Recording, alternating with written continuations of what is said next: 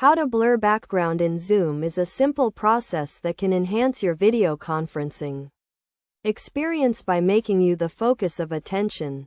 To start, open the Zoom application on your computer and sign in to your account.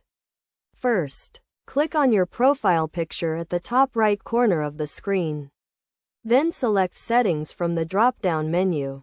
In the Settings window, navigate to the Backgrounds and Filters tab, which is usually the fifth option from the left.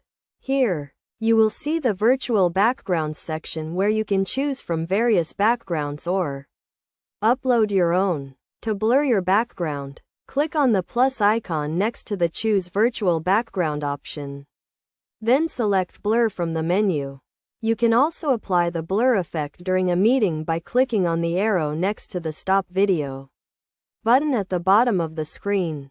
Then selecting Choose Virtual Background, and finally selecting Blur. It is essential to note that the blur feature requires a relatively modern computer with a multi-core processor to function correctly. If your computer does not meet these requirements, the blur feature may not be available or may not work as expected. To ensure the best results, it is recommended to use a plain colored wall behind you, as this will help the blur effect to work more effectively.